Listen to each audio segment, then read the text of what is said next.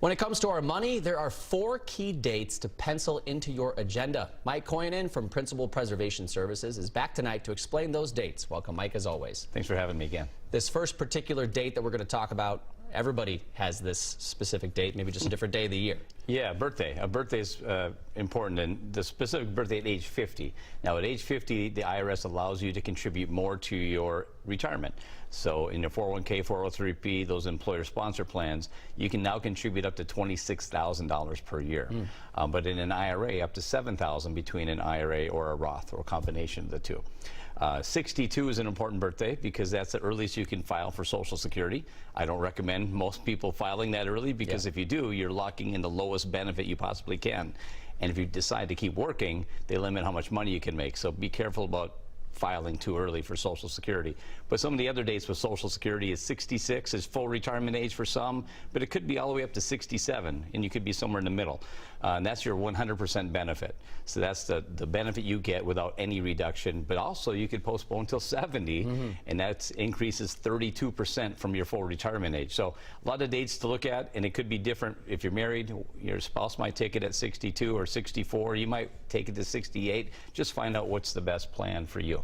Now, as we move through the year, we hit April. A lot of people start thinking tax season, so we got a date in that month. Yeah, also when it comes to your investments, you have till April 15th of this year to contribute your IRA for last year.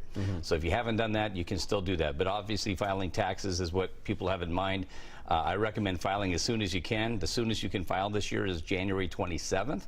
You say, why would I want to file so early? Well, a couple reasons. If you're entitled money, get your money back. That's smart. 2 is it's prevent fraudulent filing. There's a lot of scammers, unfortunately, been filing fraudulent tax returns the last few years, and it's been growing. And so you want to do yours first before anybody else has a possibility to do it. So do it as soon as you can. And as we go later into the year, maybe Halloween can help people remember this one. Yeah, November 1st, that's open enrollment date for health insurance through your employer. So you want to review those options. But also if your employers, a lot of these employers are doing high deductible plans. If they do, you're eligible to do a health savings account, HSA. And we really recommend that because you can put pre-tax dollars aside, and that'll grow tax-free. Withdrawals are tax-free as long as you use it for medical purposes. A lot of my retired clients use those HSAs in retirement to pay the co-pays and those Medicare supplement plans for 5 to 10 years. So it's a really nice idea to be building that HSA up. And when most of us might be thinking about New Year's Eve, there's something specific to that date as well. Yeah, and as for the retirees or for those who are old enough, it's your required minimum distributions we call RMDs.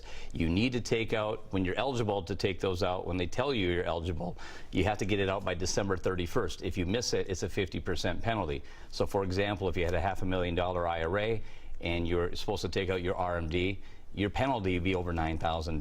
Wow. So you don't want to be missing those, and then they compound with interest and fines and penalties on top of that. But the Secure Act recently passed, which changed some of the rules of RMDs. If you were 70 and a half or older last year in 2019, the old numbers still are in place. That's 70 and a half. But if you were younger than 70 and a half in 2019, actually the new required minimum distribution age is now 72. So you get a couple extra years to take money out. So we talked about the birthday, April, beginning of November, and end of the year. Any other particular dates that stand out? Yeah, a couple things. Most people are working with advisors. I said put some dates on the calendar to actually interview some advisors because most people need help in retirement. And if you do have an advisor, schedule at least 2-3 meetings a year to make sure you're on track. It's one thing to keep each other honest and transparent, to make sure you're on track for retirement and make sure they're doing their job as an advisor, but you're also holding up your end of the bargain that you said you're going to live within a certain budget. Are you doing that? Or do you have any health changes? Or is there any, maybe you're going to move out of the area? There's a lot of different things that could happen throughout 3-4 months that you want to make sure that you're filling each other in on so your retirement plan doesn't change. Okay. Mike, thank you so much for sharing these tips with us welcome. and these important dates that you should be marking on the calendar. You'll find more money tips from Mike on WCCO.com.